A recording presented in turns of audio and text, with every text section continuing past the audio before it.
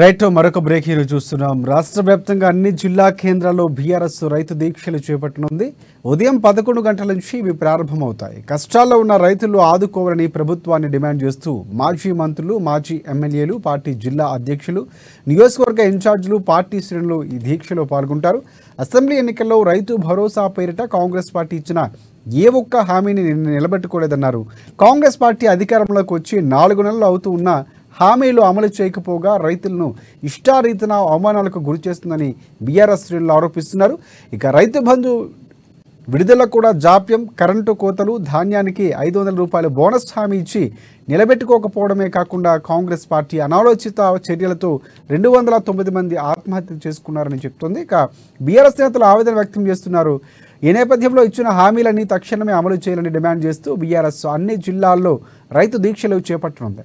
సిరిసిల్లలో కేటీఆర్, సంగారెడ్డిలో హరీష్ రావు, సూర్యాపేటలో జగదీష్ రెడ్డి, పాలకుర్తిలో ఎర్రబెల్లి దయాకర్ రావు సహా మాజీ మంత్రులు, ఎమ్మెల్యేలు, మాజీ ఎమ్మెల్యేలు, పార్టీ శ్రేణులు కాంగ్రెస్ ప్రభుత్వంపై ఒత్తిడి పెంచేందుకు రైతు దీక్షలు చేపడుతున్నారు.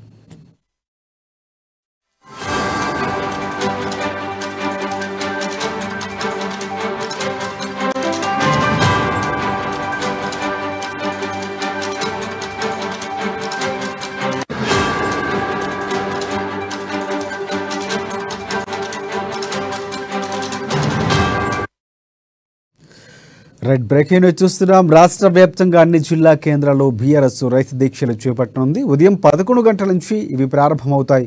కష్టాల్లో ఉన్న రైతులు ఆదుకోవాలని ప్రభుత్వాన్ని డిమాండ్ చేస్తూ మాజీ మంత్రులు, మాజీ ఎమ్మెల్యేలు, పార్టీ జిల్లా అధ్యక్షులు, నియోజకవర్గ ఇన్ఛార్జీలు, పార్టీ శ్రేణులు ఈ దీక్షలో పాల్గొంటారు. అసెంబ్లీ ఎన్నికల్లో రైతు భరోసా పేరిట కాంగ్రెస్ పార్టీ ఇచ్చిన ఏ ఒక్క హామీని నిలబెట్టుకోలేదు. కాంగ్రెస్ అధికారంలోకి వచ్చి 4 నెలలు అవుతూ ఉన్న హామీలు అమలు చేయకపోగా రైతులను ఇష్టారీతన అవమానాలకు గురి చేస్తుందని బీఆర్ఎస్ శ్రేణులు ఆరోపిస్తున్నారు.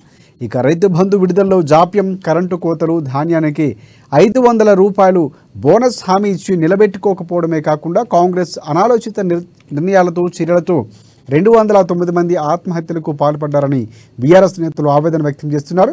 ఇక ఈ నేపథ్యంలోనే ఇచ్చిన హామీలని తక్షణమే అమలు చేయాలని డిమాండ్ చేస్తూ బీఆర్ఎస్ అన్ని జిల్లాల్లో రైతు దీక్షలు చేపడుతుంది.